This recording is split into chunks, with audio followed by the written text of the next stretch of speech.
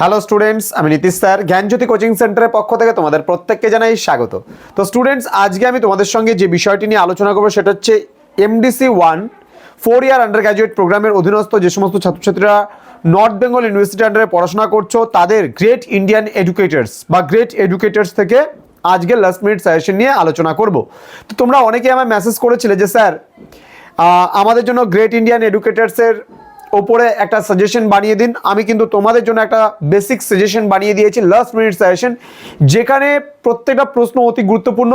ধৈর্য ধরে শেষ অবধি ক্লাসটি দেখবে, তবে কিন্তু কোনো অসুবিধা তোমাদের হবে না এবং গ্রেট ইন্ডিয়ান এডুকেটার্স থেকে তোমরা প্রত্যেকটা প্রশ্ন কমন পাবে, এতটুকু আমি আশাবাদী। তো স্টুডেন্টস, যারা আজকে ফার্স্ট টাইম আমাদের ইউটিউব চ্যানেলে ভিডিওটি দেখছো তারা অবশ্যই চ্যানেলটিকে সাবস্ক্রাইব করো, পাশে থাকা বেল আইকন অল প্রেস করে দাও, যাতে নেক্সট টাইম থেকে কোনো ভিডিও আপলোড করলে তার নোটিফিকেশন তোমার কাছে সবার আগে পৌঁছে যায়। এছাড়া বন্ধুদের সঙ্গে ভিডিওটি শেয়ার করবে এবং তোমরা যদি আমাদের কাছে সেকেন্ড সেমিস্টার থেকে অনলাইনে পড়তে চাও তাহলে অবশ্যই যোগাযোগ করবে 7076398606 নম্বরে অথবা 6295916282 নম্বরে। তোমাদের টোটাল কোর্স ফি রয়েছে মাত্র 999 অর্থাৎ 999 রুপিস পুরো সেকেন্ড সেমিস্টারের কোর্স ফি। এখানে তোমরা পেয়ে যাচ্ছ এমডিসি, ভিএসসি, এইসি, এসইসি, তার সাথে মেজর এবং মাইনর সাবজেক্ট পুরো প্যাকেজ। তো স্টুডেন্টস, দেরি কিসের? আমাদের 20 তারিখ মানে আজকে থেকে সেকেন্ড সেমিস্টার অ্যাডমিশন শুরু হয়ে গেল এবং সেটা চলবে হচ্ছে আগামী 31শে ডিসেম্বর পর্যন্ত। তো তোমরা যারা যারা চাইছো যে আমাদের সেন্টারে অ্যাডমিশন নেবে তারা অবশ্যই আমাদের সেন্টারে অ্যাডমিশন নিয়ে নাও। তোমাদের কিন্তু জানুয়ারির প্রথম সপ্তাহ থেকে ক্লাসটা আরম্ভ হবে সেকেন্ড সেমিস্টারের জন্য। এই বছর তোমরা রেগুলারিটি মেনটেন করে ক্লাসগুলো পাবে, কারণ এই বছর আমরা তোমাদের জন্য পড়ানোর সময় পাচ্ছি পুরো 5 মাস, সুতরাং যা পাবে জেনুইন পাবে। তো স্টুডেন্টস, চলো শুরু করছি আজকের ক্লাসটি। প্রথমত তোমাদের বলবো যে গ্রেট এডুকেটার্স থেকে তোমাদের 3 নম্বরের যে প্রশ্নগুলো অতি গুরুত্বপূর্ণ। তোমাদের গ্রেট ইন্ডিয়ান এডুকেটার্স থেকে তোমাদের 3, 6 এবং 12 করে প্রশ্ন আসবে। তার মধ্যে 3-এর জন্য তোমরা যে প্রশ্নগুলো পড়বে সেগুলো আমি আলোচনা করব, 6-এর জন্য যে প্রশ্নগুলো পড়বে সেগুলো আমি আলোচনা করব এবং 12 নম্বরের জন্য যে প্রশ্নগুলো পড়বে সেগুলোও কিন্তু আমি ধাপে ধাপে আলোচনা করব। তো প্রথমত আমি 12 নম্বরের প্রশ্নগুলো বলবো। সবার প্রথমে, ভারতীয় শিক্ষাবিদ শ্রী অরবিন্দ ঘোষের মতে শিক্ষার লক্ষ্য কেমন হওয়া উচিত আলোচনা করো। খুবই গুরুত্বপূর্ণ প্রশ্ন। ডক্টর সর্বপল্লী রাধাকৃষ্ণনের শিক্ষা দর্শন সম্পর্কে আলোচনা করো।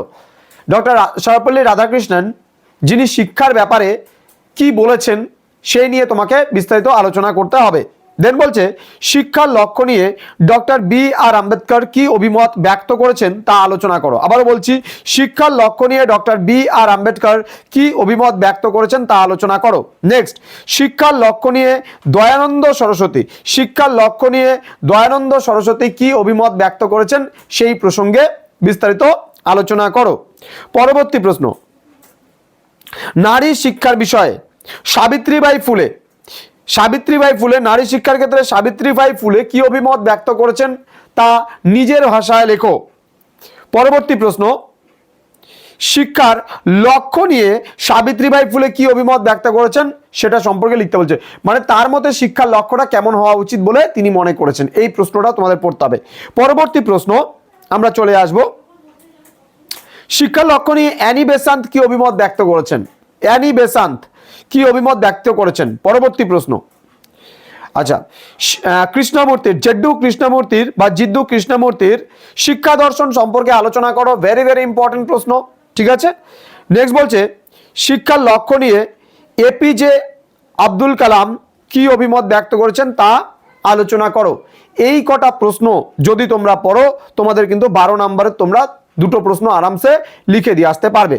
এবার আমরা আলোচনা করব 6 নম্বরের তোমাদের প্রশ্ন আসবে হচ্ছে 6টা, লিখতে হবে 4টে প্রশ্ন এবং 4, 6, 24 নম্বর তোমরা এখান থেকে ক্যারি করতে পারছো। 12 নম্বরের 2টো আসবে, 12 দুগুণে 24, তাহলে হলো 24 দুগুণে 48 আর 3 নম্বরে লিখতে হবে 4টা, 3 4 12।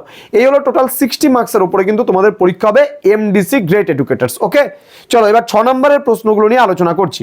6 নম্বরের প্রশ্নের মধ্যে তোমরা লিখতে পারো অরবিন্দর মতে শিক্ষা পদ্ধতিগুলি কি কি সেটা। শ্রী অরবিন্দের মতে শিক্ষার পদ্ধতি কেমন হওয়া উচিত বলে তিনি মনে করেছেন, এই প্রশ্নটা পড়বে খুব ভালো করে।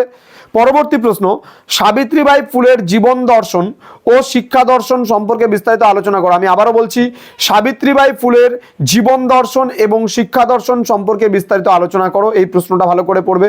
দেন বলছে আম্বেদকরের মতে শিক্ষার লক্ষ্য কি। পরবর্তী প্রশ্ন, পাঠ্যক্রমে শিক্ষকের ভূমিকা সম্পর্কে আম্বেদকরের মতামত আলোচনা করো। পাঠ্যক্রমে শিক্ষকের ভূমিকা সম্পর্কে আম্বেদকরের মতামত আলোচনা করো। পরবর্তী প্রশ্ন, রাধাকৃষ্ণনের শিক্ষা চিন্তা সম্পর্কে আলোচনা করো। রাধাকৃষ্ণনের শিক্ষা চিন্তা সম্পর্কে আলোচনা করো। পরবর্তী প্রশ্ন, কৃষ্ণমূর্তির মতানুযায়ী ভারতীয় শিক্ষা ব্যবস্থার সীমাবদ্ধতা আলোচনা করো। কৃষ্ণমূর্তির মতানুযায়ী ভারতীয় শিক্ষা ব্যবস্থার সীমাবদ্ধতাগুলি কি কি রয়েছে তা আলোচনা করো। পরবর্তী প্রশ্ন, কৃষ্ণমূর্তির মতে একটি আদর্শ বিদ্যালয়ের কি কি বৈশিষ্ট্য থাকা উচিত। আবার বলছি, কৃষ্ণমূর্তির মতে একটি আদর্শ বিদ্যালয়ের কি কি বৈশিষ্ট্য থাকা উচিত, এটাও কিন্তু অবশ্যই পড়বে। দেন বলছে কৃষ্ণমূর্তির মতে শিক্ষাদান পদ্ধতি কেমন হওয়া উচিত। কৃষ্ণমূর্তির মতে শিক্ষাদান পদ্ধতি কেমন হওয়া উচিত, এই প্রশ্নটা পড়বে। দেন কৃষ্ণমূর্তির মতে স্বাধীনতা ও শৃঙ্খলা কি। স্বাধীনতা ও শৃঙ্খলা কি, কৃষ্ণমূর্তির মতে স্বাধীনতা ও শৃঙ্খলা কি। পরবর্তী প্রশ্ন, অরবিন্দের শিক্ষানীতি সম্পর্কে আলোচনা করো। অরবিন্দের শিক্ষানীতি সম্পর্কে আলোচনা করো। এই প্রশ্ন 10টা পড়লে তোমাদের কিন্তু 6টা প্রশ্ন আশা করছি কমন পড়বে, তার মধ্যে 4টা তো তোমরা লিখতে পারবে খুব ভালোভাবে। তো স্টুডেন্টস, এবার আমরা আলোচনা করবো 3 নম্বরের প্রশ্নগুলো। কিন্তু 3 নম্বরের প্রশ্নগুলো আলোচনা করার পূর্বে তোমাদেরকে প্রত্যেককে বলছি, তোমরা আজকের এই ক্লাসগুলো বা ভিডিওগুলো বন্ধুদের সঙ্গে শেয়ার করো, যাতে তাদের কাছে প্রত্যেকটা ক্লাস পৌঁছায় এবং তারা যেন এই সাজেশনগুলো পাওয়ার পরে তারা উপকৃত হতে পারে, সেই দিকে তোমরা কিন্তু অবশ্যই ধ্যান দেবে। ওকে, তো প্রশ্নমান 3-এর জন্য গুরুত্বপূর্ণ প্রশ্নগুলো, শ্রী অরবিন্দ পাঠ্যক্রমে কোন কোন বিষয় অন্তর্ভুক্ত করতে চেয়েছেন। আবার বলছি, শ্রী অরবিন্দ পাঠ্যক্রমে কোন কোন বিষয় অন্তর্ভুক্ত করতে চেয়েছেন। পরবর্তী প্রশ্ন, শ্রী অরবিন্দের মতে শিক্ষকের ভূমিকা উল্লেখ করো। শ্রী অরবিন্দের মতে শিক্ষকের ভূমিকা উল্লেখ করো। পরবর্তী প্রশ্ন, বর্তমান ভারতে নারী শিক্ষায় সাবিত্রীবাই ফুলে কতখানি অবদান রেখেছেন। বর্তমান ভারতে নারী শিক্ষায় সাবিত্রীবাই ফুলের অবদান লেখো। ওকে, দেন আম্বেদকরের মতে শিক্ষার অর্থ কি। আবার বলছি, আম্বেদকরের মতে শিক্ষার অর্থ কি। পরবর্তী প্রশ্ন, সর্বপল্লী রাধাকৃষ্ণনের মতে শিক্ষার অর্থ কি। সর্বপল্লী রাধাকৃষ্ণনের মতে শিক্ষার অর্থ কি। পরবর্তী প্রশ্ন, কৃষ্ণমূর্তির মতানুযায়ী শিক্ষকের ভূমিকা কি হওয়া উচিত আলোচনা করো। আবার বলছি, কৃষ্ণমূর্তির মতানুযায়ী শিক্ষকের ভূমিকা কি হওয়া উচিত তা আলোচনা করো। পরবর্তী প্রশ্ন, শিক্ষক হিসাবে এপিজে আব্দুল কালামের অবদান উল্লেখ করো। আবার বলছে, শিক্ষক হিসাবে এপিজে আব্দুল কালামের অবদান উল্লেখ করো। দেন বলছে, সুসংহত শিক্ষা কি। সুসংহত শিক্ষা কি। দেন বলছে, কৃষ্ণমূর্তির মতে শিক্ষা কি। কৃষ্ণমূর্তির মতে শিক্ষা কি। দেন বিদ্যালয় সম্পর্কে কৃষ্ণমূর্তি কি বলেছেন। আবার বলছি, বিদ্যালয় সম্পর্কে কৃষ্ণমূর্তি কি বলেছেন।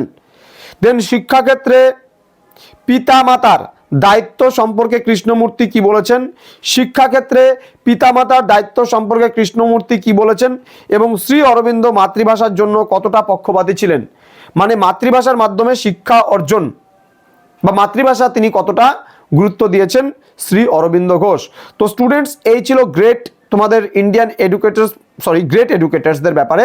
হ্যাঁ, মহান মহান শিক্ষাবিদদের ব্যাপারে তোমাদের যারা নিয়েছো MDC 1-এ গ্রেট ইন্ডিয়ান এডুকেটার্স, তাদের জন্য আজকের এই 2023 সালে যারা পরীক্ষা দিচ্ছ তাদের জন্য এই সাজেশনটা। তোমরা খুব ভালো করে পরীক্ষা দিও।